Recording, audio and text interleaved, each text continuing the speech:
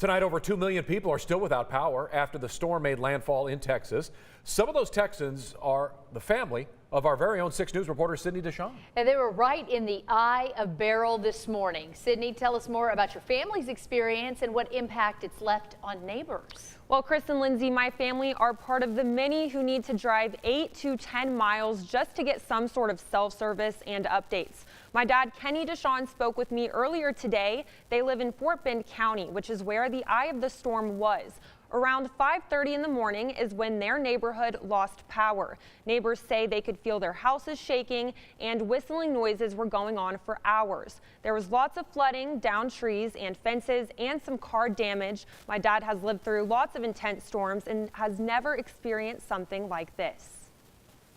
This was probably one of the more interesting ones, probably one of the scarier ones when you're inside the house and you're watching a tree.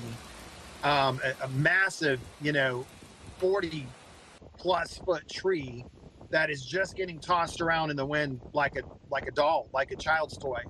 And you're seeing that, and then when it stops and you have that calm, it's really interesting because you're going from one extreme to another.